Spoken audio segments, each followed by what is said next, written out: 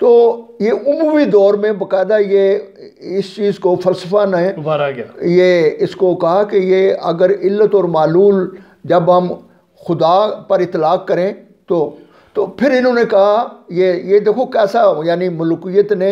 اپنی جسٹیفیکیشن کے لیے انہوں نے کہا کہ علت اور معلول جو ہے خدا پر جا کے ختم ہوتی ہے، اور خدا جو ہے یہ کائنات تخلیق کر کے علیحدہ ہو گیا، اور جو کچھ بھی ہو رہا اب یہ خدا کے حکم سے ہو رہا ہے۔ تو یہ اقبال نے، میں نوجوانوں کو جو ہے نا دعوت دیتا ہوں کہ آپ وہ یعنی چوتھا خطبہ پڑھیں اور تیسرا خطبہ، جس میں یہ بات بڑی کلیئر ہے جی کہ ایک تو یہ جو ان کے اموی فلسفے کا مسئلہ، اور دوسرے جو ان کے جو سیاسی جو مفادات تھے، بلکہ یہاں تک اقبال نے لکھا کہ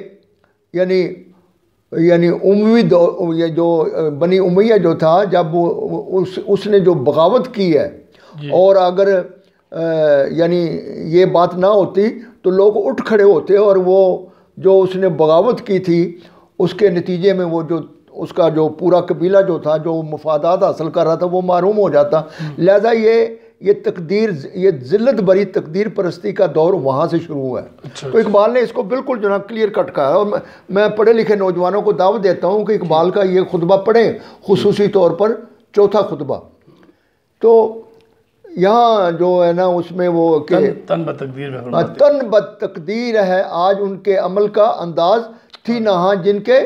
ارادوں میں خدا کی تقدیر۔ کہتا ہو مسلمانوں یہی وہ دور تھا کہ آج تم جو ہاتھ پر ہاتھ دھرے بیٹھے ہو، اور آج اگر 20ویں صدی میں جو ہے نا تمہارے سے اگر اقتدار چھن گیا اور ہم بے دریغ مار کھا رہے ہیں، ہمارے سے تجارت اور اقتدار سب کچھ چھن گیا، تو ہمیں ہمارے علماء دین یہ سمجھا رہے ہیں کہ یہ جو کچھ ہو رہا ہے یہ اللہ کے حکم سے ہو رہا ہے۔ تو وہ کہتے ہیں نہیں، اللہ کے حکم سے نہیں ہو رہا، ہم جو ہے نا اپنے اس جو عمل ہے جو ہمارا ہمارے ہیں تن بتقدیر ہے آج ان کے آج اس کے عمل کا انداز، تھی نہاں جن کے ارادوں میں خدا کی تقدیر۔ کبھی وہ زمانہ بھی تھا کہ لوگ دیکھتے تھے کہ یہ جو کچھ مسلمان کر رہے تھے وہ کہتے ہیں اللہ یہی چاہ رہا ہے، اور آئے کہتے ہیں کہ تھا جو ناخوب بتدریج وہی خوب ہوا، تھا جو ناخوب بتدریج وہی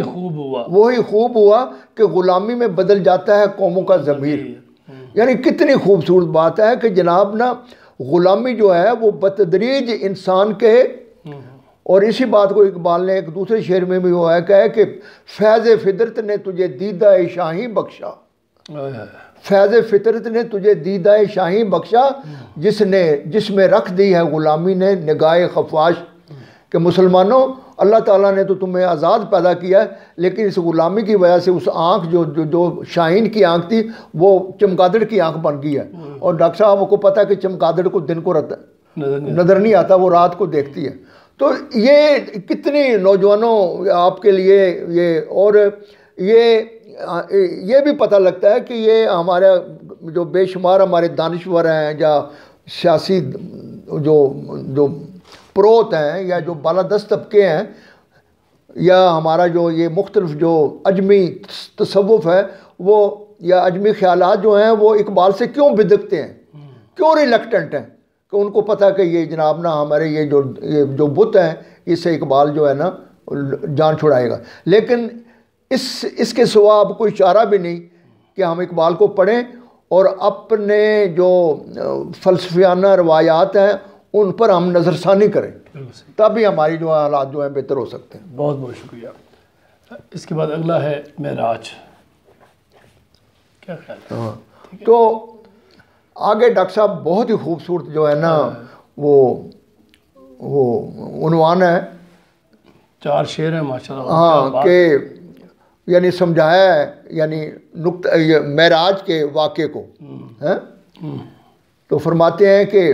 دے ولولائے شوق جسے لذت پرواز، دے ولولائے شوق جسے لذت پرواز، کر سکتا ہے وہ ذرہ ماہ و پرویں کو تاراج۔ ذرے سے مراد ہے کہ اگر کمزور سے کمزور انسان بھی مسلمان اگر ہو تو اگر وہ توحید اور عشق رسول صلی اللہ علیہ وسلم سے وہ اپنے آپ کو لیس کر لے تو وہ ترقی کر سکتا ہے۔ کیا بات دے ولولہ شوق جسے لذت پرواز، کر سکتا ہے وہ ذرا ماہ و مہر کو ہوتا ہے تاراج، کیا بات کر سکتا ہے وہ ذرا ماہ و مہر کہ چاند و سور، مطلب ہے کہ کائنات اور فطرت کو وہ مسخر کر سکتا ہے۔ یعنی یہ بڑی ڈاکٹر صاحب یہ اقبال علیہ رحمن ہے کہ جناب نے یہ سمجھایا لوگوں کو کہ بھئی قرآن کی جو تعلیمات ہے بنیادی طور پر، اور اس میں پھر بڑی چیزیں آ جاتی ہیں کہ کیونکہ جیسے اقبال نے خود بات میں کہا ہے کہ 200 سال سے زیادہ مسلمانوں نے قرآن کو بھی جو ہے نا وہ یونانی اینکون سے اس کی تفسیر کی ہے، تو یونانی تو جو تھے یہ فطرت اور کائنات کو نگیٹ کرتے تھے، تو لہذا وہ مسخر کیا کرنا انہوں نے، تو اقبال نے کہا ہے کہ یہ بنیادی طور پر سب سے پہلے کہ یہ کائنات موجود ہے اور تم اسے مسخر کر سکتے ہو۔ اسی معراج کے واقعے کی ایک اور جگہ بھی فرماتے ہیں نا کہ معراج کے واقعے سے میں یہ سمجھا ہوں سبق ملا ہے یہ معراج مصطفیٰ سے مجھے کہ عالم بشریت کی زد میں ہے گردوں۔ کیا بات، اب دیکھو کیا ہو گیا، اقبال علیہ رحمہ کہتے ہیں کہ میں نے معراج کے واقعے سے یہ اخذ کیا ہے کہ یہ ساری کائنات بنی نوع انسان کے کلنگ زون میں، اور بنی نوع انسان میں جو مسلمان ہیں وہ تو کیا بات ہے اس کی، ہر لحظہ ہے مومن کی نئی شان نئی آن، گفتار میں کردار میں اللہ کی برہان، قہاری ہو غفاری ہو قدوسی ہو جبروت، یہ 4 عناصر ہوں تو بنتا ہے مسلمان، ہمسائے جبریل امی بندہ خاکی ہے اس کا نشیمن نہ بخارا نہ بدخشاں، یہ راز کسی کو نہیں معلوم کہ مومن قاری نظر آتا ہے حقیقت میں ہے قرآن۔ تو کیا خوبصورتی ہے کہ دے ولولہ شوق جسے لذت پرواز، کر سکتا ہے وہ ذرہ ماہ و پرویں کو تاراج۔ اور آئے کہتے ہیں کہ مشکل نہیں یارانے چمن، مشکل نہیں یارانے چمن مار کا باز، پرسوز اگر ہو نفس سینہ دراج، دراج کہتے ہیں تیتر کو، تو کہتے ہیں کہ دیکھو یعنی یہاں تیتر سے مراد ہے کہ کمزور، کہتے ہیں کہ کمزور انسان بھی اگر اس کے اندر شوق پیدا ہو جائے تو جناب وہ ٹکر لے سکتا ہے، شرط یہ ہے کہ تمہارے اندر جو ہے نا وہ اگر شوق پیدا ہو جائے تو تم غلامی سے آزادی ہو سکتے ہیں۔ مشکل نہیں یارانے چمن مار کا باز، پرسوز اگر نفس سینہ دراج، کہ تیتر جو ہے وہ بھی اس سے جناب نا وہ لڑائی کر سکتا ہے، بشرطے کہ اس کے اندر جو ہے نا، تو مسلمانوں تم تو لا الہ الا اللہ محمد رسول اللہ پڑھنے والے ہو، تم تو یعنی تم تو کہتی ہے کہ جناب نا ہمارا جو حکمران ہے وہ خدا ہے،